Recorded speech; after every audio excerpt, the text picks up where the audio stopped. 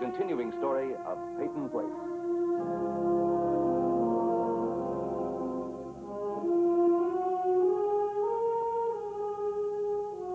Starring Dorothy Malone as Constance Mackenzie, Ed Nelson as Michael Rawson, Ryan O'Neal as Rodney Harrington, Barbara Parkins as Betty Anderson, Tim O'Connor as Elliot Carson, Christopher Connolly as Norman Harrington, Patricia Morrow as Rita Harrington, James Douglas as Stephen Cord.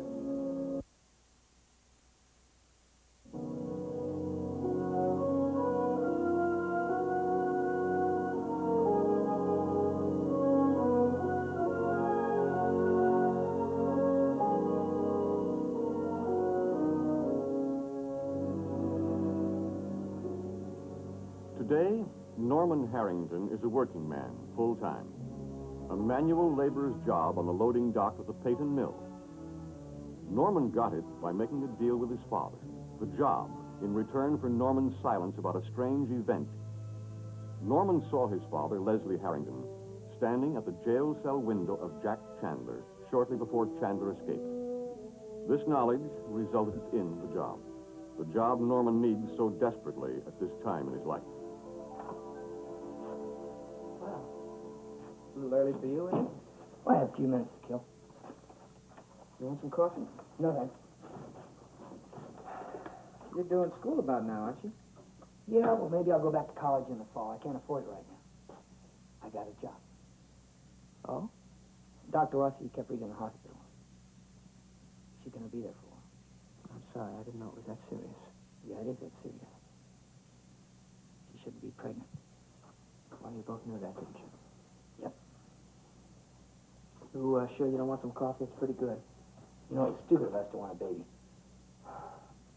What kind of a job did you get?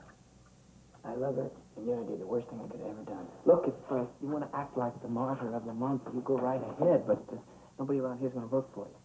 Now, I can try and make you feel better by telling you some of the mistakes that I have made in my life, but it seems to me you know them all, don't you? It just doesn't add up. What doesn't add up? Our feelings for each other, they're so warm. They're stronger than anything, except the fact that you match them against Rita could die. Then our feelings look silly. Where are you working? What are you, some kind of a broken record? I come around here telling you what's grinding up inside, what's making me sick, and here you ask me, what kind of job you got? Where's you going to work at? Wait a minute. Listen, I'm not your critic. I'm not your judge. I mean, it's not for me to say that I'm right and you're wrong. I used to like to do that, but I don't anymore. You're my brother, kid. You can come to me and tell me that you've set fire to Martin Peyton's mansion, or you've robbed a bank, or well, whatever. I might not approve, but I'll stand by you. And I'll help you any way I can. Because you are my brother. You understand that? Yeah. Wait a minute. Where are you working? The mill. The mill? Not the same mill that's run by our beloved father. That's it. You're kidding. Do you know that I went to that guy on my hands and knees and begged him, unsuccessfully, mind you, I begged him to give you a job. Tell me how you saw him. Oh, I didn't do anything special. I just kind of, roughed him up. No, seriously, how'd you do it? I used a different name. You don't want to tell me? No. Well, okay. First day of work, I'm going to be late. Norm. Your lunch. Thanks. Hey, good luck.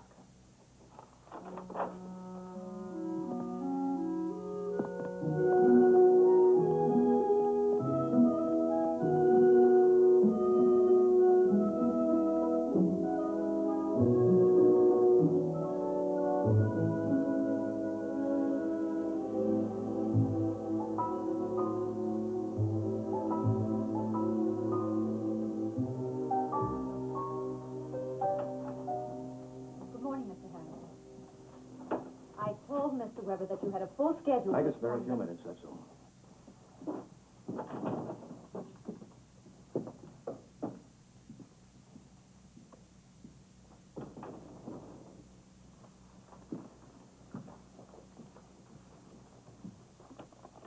Well, what is it? I want to talk to you about Chandler. If you have any information about him, I suggest you go to the police. I don't mean his escaping from jail. You see, I stopped by and I had a long talk with him the other day before he broke down. He no longer works for me. He's broken the law. I have no further interest in anything concerning him.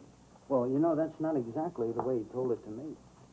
Well, when they get him back in jail, you can tell your friend Chandler. Now, wait a minute. He's not my friend. I just thought you'd like to know that he tried to make it sound like you and him were doing some kind of business together. He's a very belligerent man, a drowning man. He'd say anything to help himself or hurt me. He even told me that he asked you to put up bail for him, and you turned him down. I've told you I have no interest in hearing what he said. Well, look, Mr. Harrington, On your way out, ask my secretary to come in. you know, you sure act kind of funny towards a guy that's only trying to help you. That's the risk you have to take when you interfere with things that don't concern you. Now, wait a minute. You know, I'm not a fool, Weber. I know you're here on behalf of your employer, Martin Payton. Mr. Payton doesn't even know that I'm here. He sent you here to try to find out how I'd react to the fact that Chandler talked about me like I was a friend. Well, I'm sorry I can't oblige Mr. Payton by making a full confession of some kind of criminal alliance with Chandler, but I can't. The old man must be losing his touch, sending a heavy-handed oaf like you to try to get information out of me. You don't even like him. You know, let me... Out.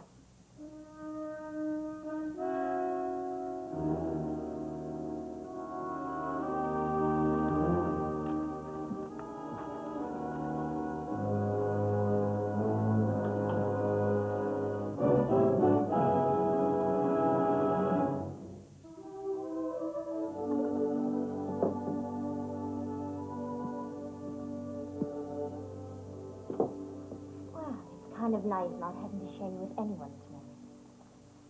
Maybe I can talk Adrian into keeping your grandfather out late more often. Or vice versa. Unless you think it's a bad idea. Did you happen to notice what time they got in last night?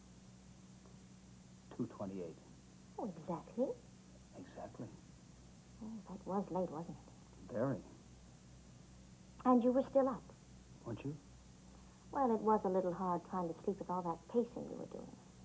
Next time I'll take off my shoes.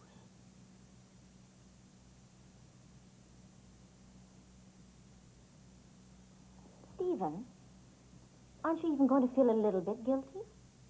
About what? Well, about the good time your grandfather was having out in the town with that lovely young woman. Actually, I'm flattered. Why? Because I've never seen you jealous before. Me? Aren't you? Maybe. Good. What about you? Hmm? Aren't you? Aren't I what? Jealous.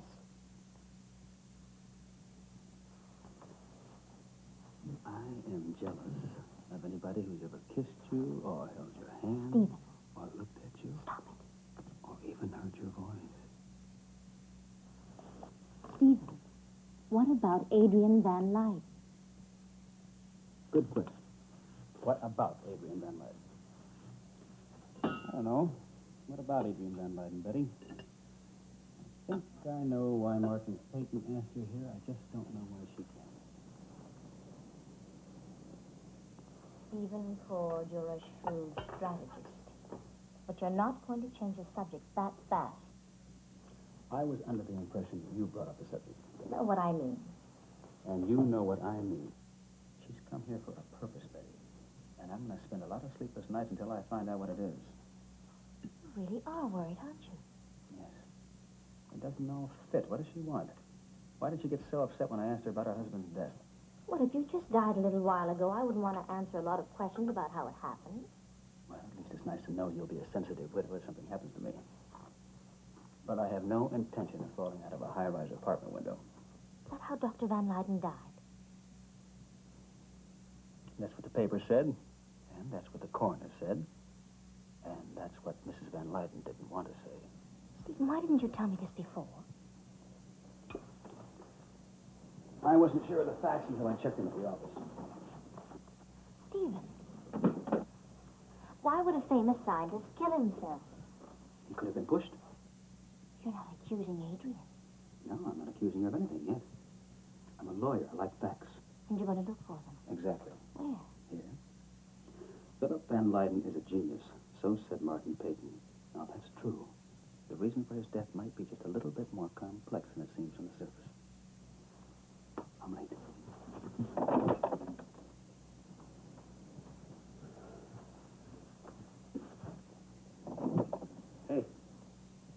know what you've always told me? Smile.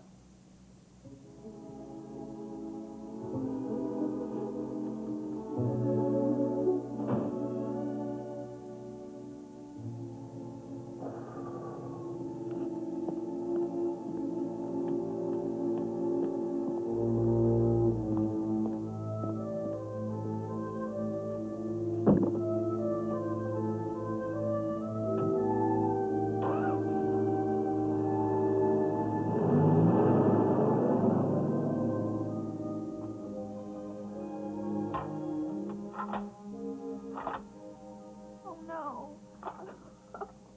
Oh, this is great, Mrs. Carson. Thanks so much. Except when Norm sees it, I'm sure I won't get my hands on it again. Oh, thanks for the magazines, too. Well, I hope you're out of here before you get a chance to read all of them.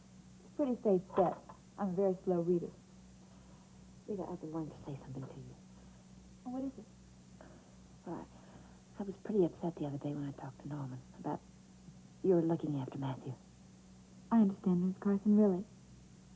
Besides, I don't think Norm would let me babysit now. Well, I'd better let you get some rest. Mrs. Carson, Norm and I are going to have our own baby.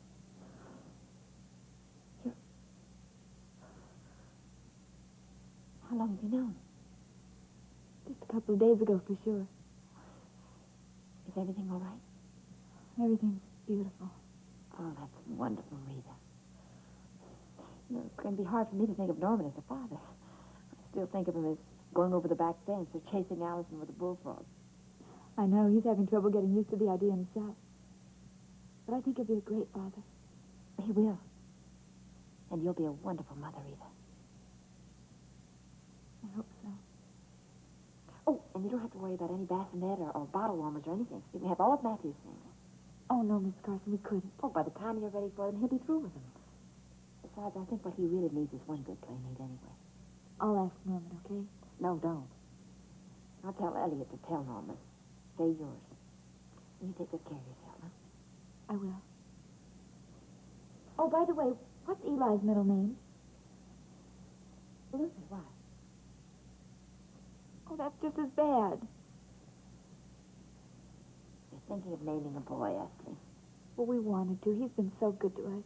He gave Norman the first job after we were married, you know, in the store. But, well, Eli Harrington sounds like a person born at least 70 years ago. And Luther Harrington. We had the same problem.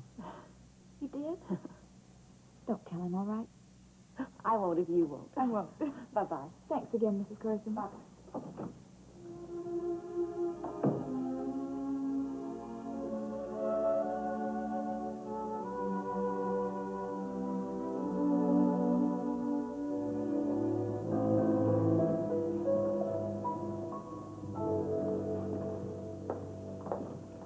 Oh, Mike. Oh, Connie, listen, thanks for making your visit short. May I see you, Nancy? Oh, sure. Rita just tells me she's pregnant. And? Won't that be dangerous for her? Yes. Sound awfully calm about it. I mean, will it be possible for her to have a baby? I don't know. I wish I did. Connie, listen. When someone wants something as badly as Rita wants that baby, they always have something extra going for them. Now, you give my godson a squeeze for me, huh? Customer was asking about you this morning. Oh, really? Male or female? Female. Female? Well, I hope she was young and intelligent and charming and very, very wealthy. Well, as a matter of fact, she was. Oh. Oh, you probably let her get away, huh? I had the feeling she'd be looking you up. Ah, well, whom should I be expecting? Adrian Van Lyden.